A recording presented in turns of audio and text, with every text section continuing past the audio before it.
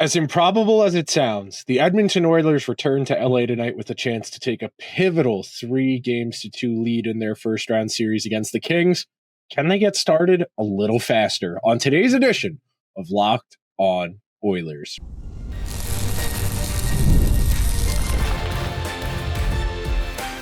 You are Locked On Oilers, your daily podcast on the Edmonton Oilers, part of the Locked On Podcast Network, your team every day.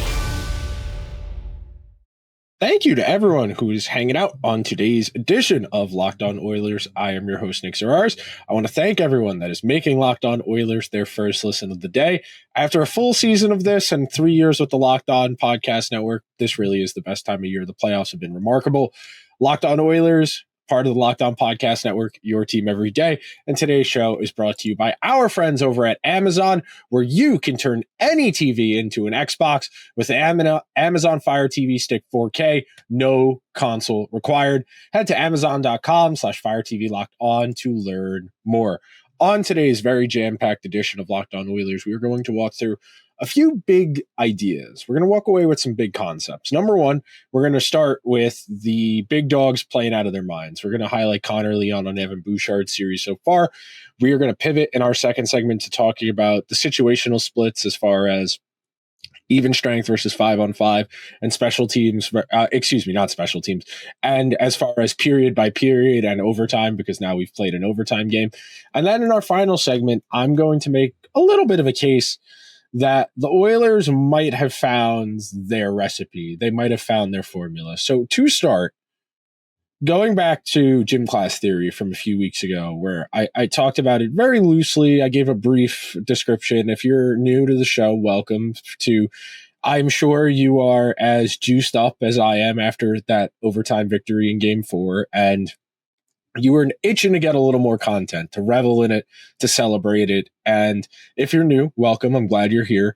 And a few weeks ago, coming into the playoffs, one of the arguments for the Oilers, who hadn't played particularly well in March or in the regular season in April, was that when push came to shove, they would be able to dial it in and turn it on, to just play better because they understand the stakes, because they understand the situation. And while I don't think that's necessarily what's happened here in this first round series so far, I do think it's worth considering that the Oilers' best players have an extra gear that most mortal humans and professional hockey players do not have.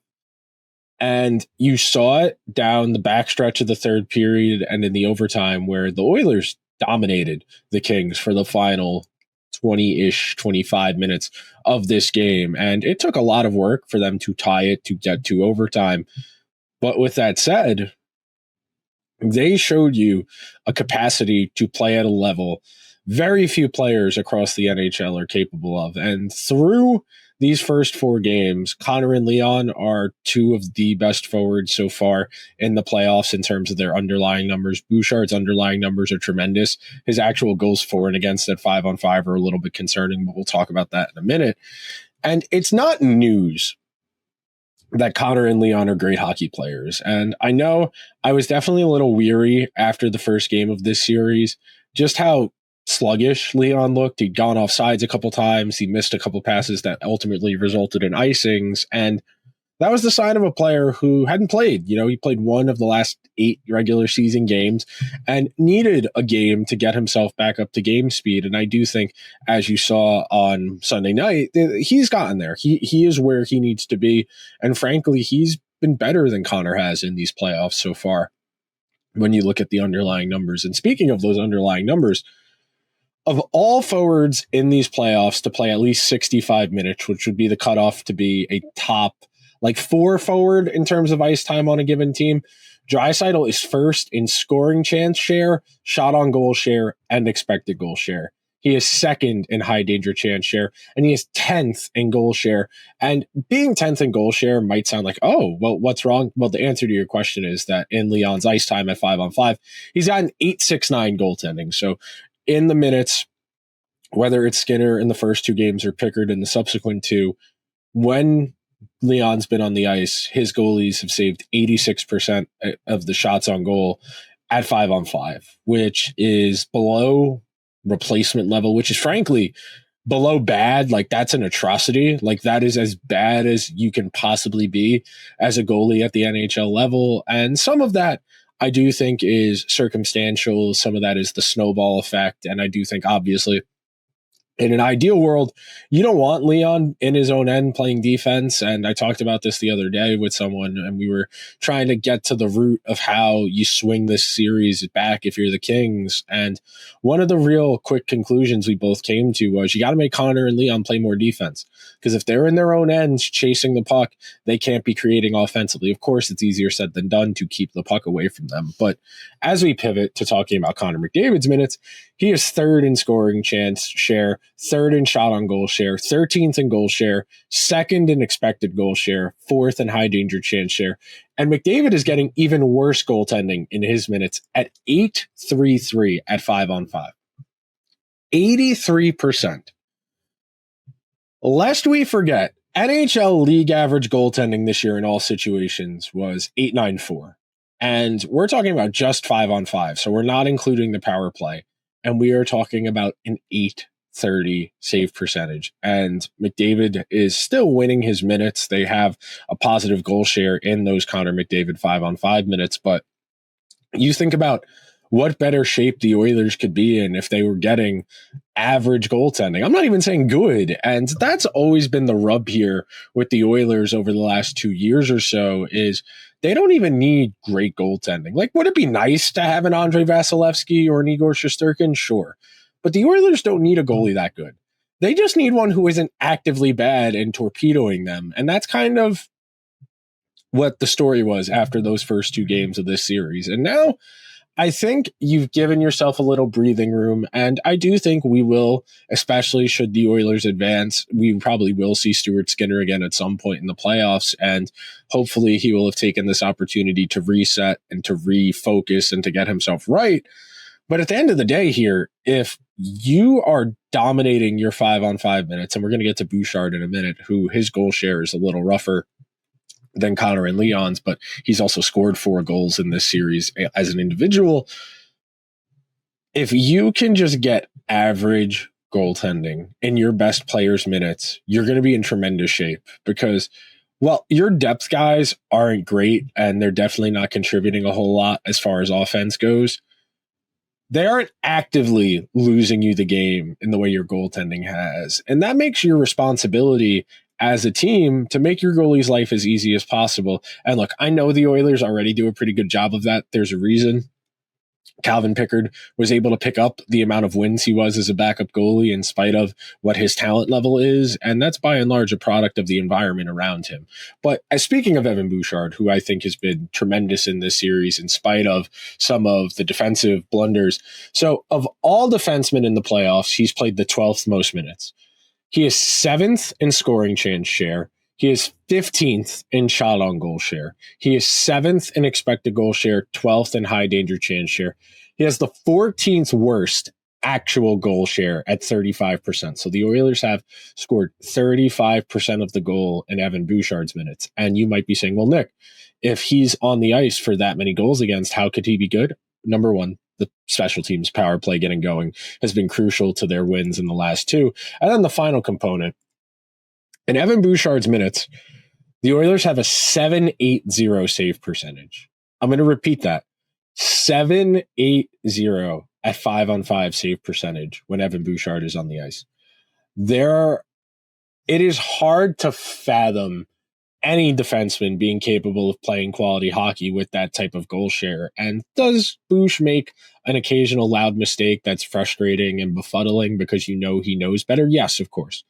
But with that said, the capacity for better play is kind of there for all 3 of them. And even if it's not better play, let's say better production, the recipe and the path for better production from Connor, from Leon, and from Evan Bouchard is on the table.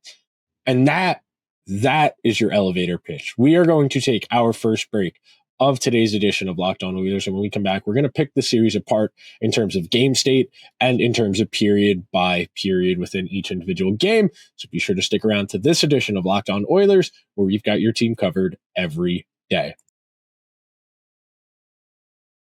The Stanley Cup playoffs are here, and if you have never been to a live NHL playoff game, it's like nothing else. The intensity, the speed, the energy, it's all next level. As somebody who's been very lucky to go to some memorable games, some of the best experiences in my entire life, regardless of sport, what team was playing, just truly a visceral, emotional experience. And thanks to Game Time, getting in the door to make your own memories is easier and more affordable than ever. Game Time is the fastest way to grab playoff tickets, even for those must-see matchups.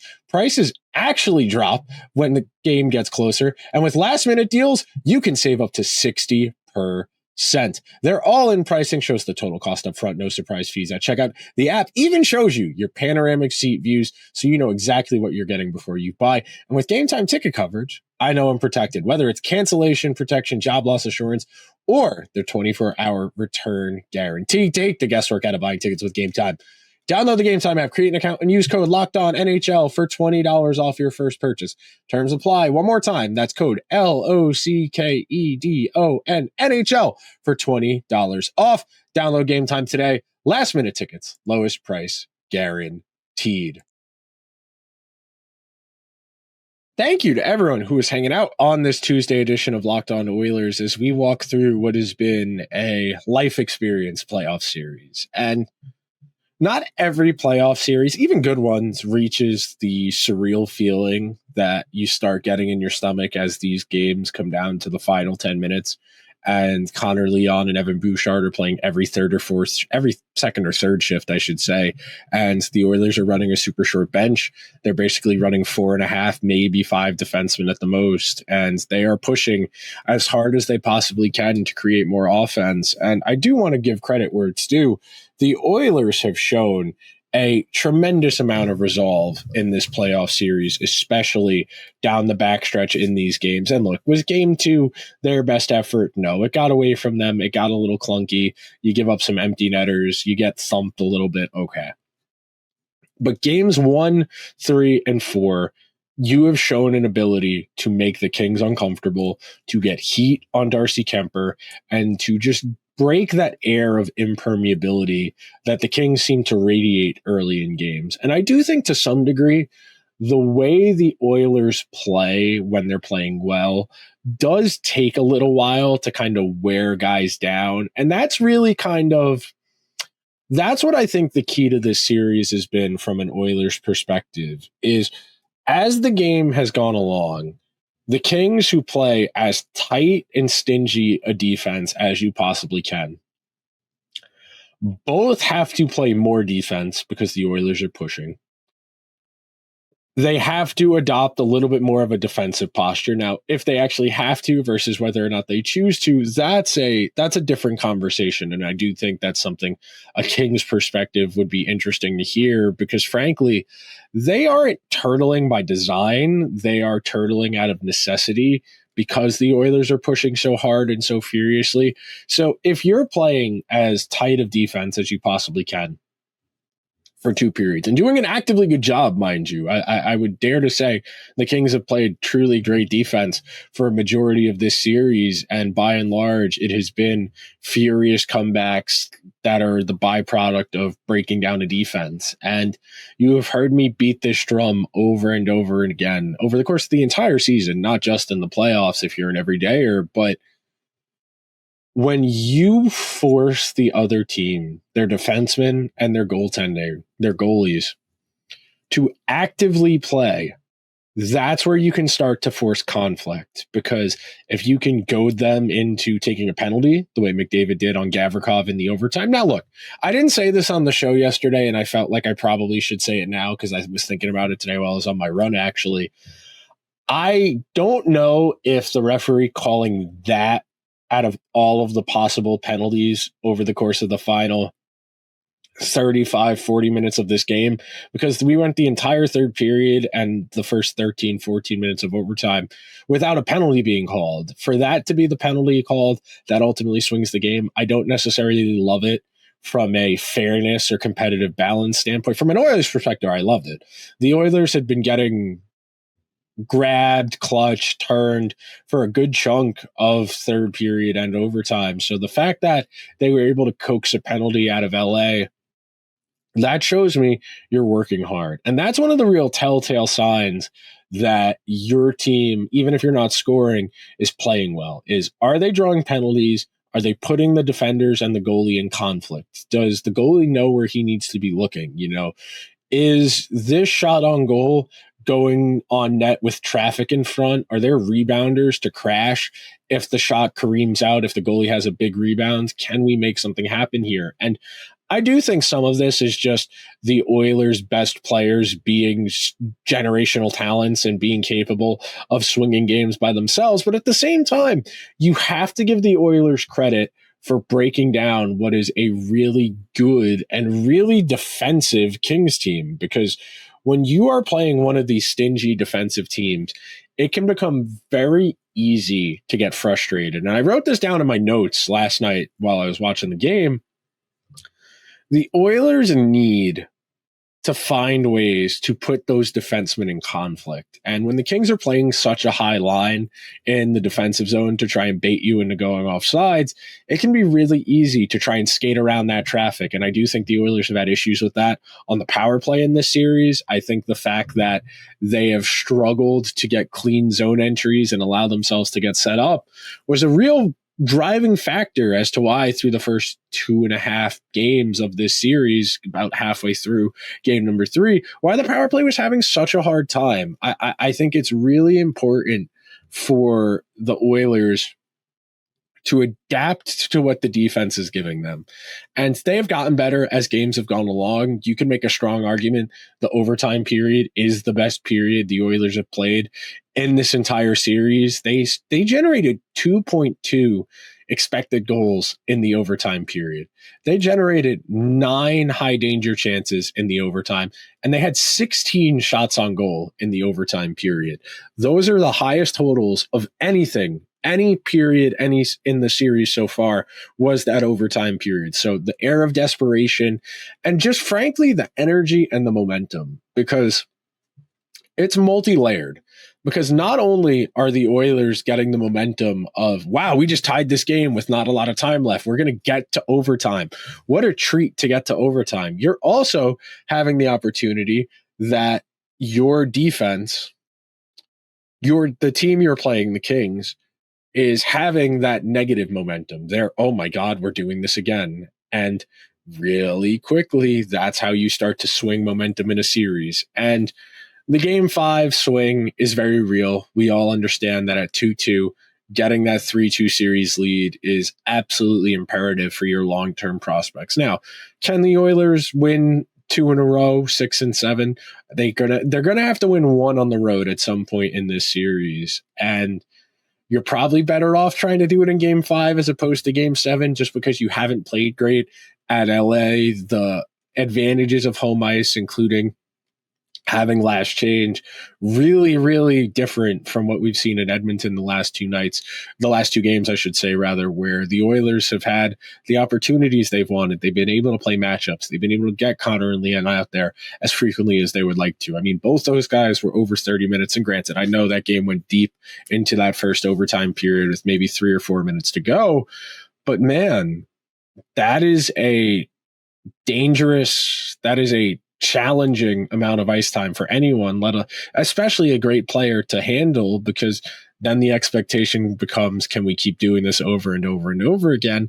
And I do think at some point, it's early in the playoffs, I do think at some point you will see some diminishing returns as far as the effectiveness of McDavid and Draisaitl, should the Oilers need to keep playing them to this degree with this frequency. And I think you saw it last year in Game 7 of the Stanley Cup Final, where Connor, Leon, and Hyman were out there pretty much 6 of the last 10 minutes of regulation of Game 7, and they just ran out of gas in their pursuit of that game-tying goal. We are going to take our second and final break of today's edition of Locked On Oilers, and when we come back, we're going to talk about why it feels like the Oilers have seized momentum right after this. The NBA and NHL playoffs are here, and FanDuel is giving new customers an incredible way to get in on the action, because right now, When you join FanDuel and place your first $5 bet, you'll get $250 in bonus bets if your bet wins. FanDuel makes betting so easy, whether you want to bet on a team or an individual player prop. If you're watching basketball, threes, steals, points, rebounds, blocks, assists. If it's hockey, shots on goal, goals, assists, saves, or team totals, FanDuel has so many ways to bet on the action. Plus, after the game tips off, you can even combine live prop bets into a same-game parlay for your chance to win big. Do not miss out on the playoff action. Head on over to FanDuel.com and claim your $250 in bonus bets today. Thank you to everyone who is hanging out on this Tuesday edition of Locked On Oilers ahead of Game 5 of this first round series between the Oilers and Kings. And the Oilers' ability to find that next gear has been a real blessing in this series. It has given them the momentum swings requisite with winning these last two games. And I struggle to envision another team that would be able to pull this off in a similar fashion. Now, winning on home ice, defending home ice, that's the expectation when you're when you're in the playoffs. Home ice advantage is supposed to correlate with the team's chances of success. And look, the value of home ice has continually decreased over the last 10 to 15 years in the NHL. It used to be a lot more of a sure thing than it is now. And some of that is just environmental. Some of that is the game has changed in this window. The quality of teams has changed. And I do think the Oilers have drawn blood. You know, you think about Rocky IV when he finally makes Drago bleed. And that's a moment of realization for Rocky that, okay, I might be getting my butt kicked here, but I have a chance. And for good stretches of this series, I've been sitting here watching these games, just nervously sitting on my hands, chewing on my knuckles, or getting up and just pacing in circles because the Kings have controlled play. The Kings have been the better team. I would venture to say for a majority of these games, we've played 13 periods, including the overtime. I would venture to say the Kings have probably played better in 10 or 9 of those 13 periods we've played so far. And that type of control and domination is usually going to be commensurate with a pretty short stay in the playoffs. But in spite of that, Connor and Leon and Evan Bouchard have found a way to pull these games out of thin air. And I don't feel that the Oilers can keep banking on these furious third period comebacks. I think if anything, the Oilers need to make more of a concerted effort to getting off to a faster start. And that doesn't even necessarily mean scoring first. It just means getting to your game, doing the things on offense that make you effective. And some of that is guys lower in the lineup, pushing to cycle, forechecking, buying zone time, because there's a real correlation here between the zone time and eventual offense. And you would venture to say that through the first two periods of pretty much all of these games, the Kings have had a majority of the scoring chances. They've had a majority of the zone time. And the Oilers have, to varying degrees, weathered those storms, and some of it has been a little bit easier than others. The Oilers have also had weird underlying numbers in the sense that they are producing relatively in line in terms of the scoring chances, the high danger chances in third periods and overtime in relation to what they're doing in the first two periods, but they're finally breaking through towards the end of games. And some of that is the Oilers pushing the Kings into uncomfortable situations. The more you make a team play defense, the more likely it is they're going to make an eventual mistake. And that's really been the key to a lot of these Oiler goals. I think the Oilers need to get more of an emphasis on traffic to the net. I think you have seen the secret, or not even the secret, but the recipe for scoring on Darcy Kemper is traffic. The more you make him sift through, the more opportunities you have for rebounds. You think about the Draisaitl goal to win the game. That's off a rebound. You think about the Corey Perry goal on the power play in Game 4. That's an example of get to the net and good things happen. It is a simple philosophy that I know the Oilers don't want to emphasize all of the time, because when you have guys like Connor, like Leon, it's going to put them in a position where they're not going to do what makes them special. And you never want to impede that creativity. You want to let the talent flourish. But at the same time, it would be really helpful if they could find ways to manufacture a little bit more zone time, a little bit more puck possession, and they weren't as reliant on Darnell Nurse and John Klingberg and Evan Bouchard in their own zone, because I do think the Oilers defense has been the weakest link in this series. And I know what I said in the first segment about the goaltending, especially during Connor and Leon's minutes, about it being below NHL standard and frankly below a bad NHL goalie's production at that position. But the defense has created actively dangerous scoring chances against. And I think about that one pass John Klingberg made, the blind one to the middle of the ice, where he was facing the boards behind the net or close to the net, and he kicked the puck right out to the middle of the ice. And the Oilers were very lucky that there wasn't a Kings player in a great position to make a play there. They were able to make a play, but the Oilers just were able to make a play subsequent to that. And when you're piecing this together and you're trying to understand the recipe, the formula, how repeatable it is, how sustainable it is, the Oilers need to get off to a better start. And again, that doesn't necessarily mean scoring first. It doesn't necessarily mean dominating.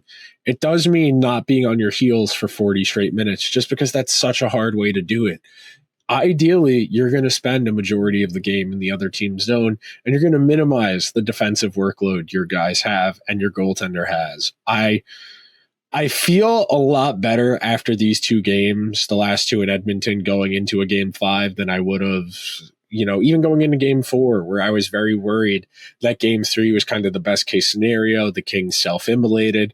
They had Jim Hiller make the boneheaded decision to challenge the Evander Kane goal for goaltender interference. And the Oilers, to their credit, with their backs against the wall, dug as deep as you possibly can to show resolve and pulled a game out they probably shouldn't have won. But in their defense, they pulled out their best period of the playoffs in that overtime, and they dominated play. But that will just about do it for today's edition of Locked On Oilers. If you could be so kind, please subscribe to the show wherever you get your podcasts or over on YouTube. I will talk to you guys tonight, tomorrow, after game number 5 of this series, the crucial swing game. I don't know what the stat is off the top of my head. It's like 60-something% of the teams, 70-something% of the teams that win a game 5 in a 2-2 series go on to win. Imperative the Oilers find a way to win one in LA sooner rather than later. But before we get out of here, thanks for making Locked On Oilers your first listen of the day. For your second listen, go check out Locked On NHL Game Night on the Locked On NHL feed, breaking down the games as soon as they're over at the end of the night. I will talk to you guys tomorrow, tonight, whatever time the game ends. I'll see you guys then. And until then, let's go Oilers.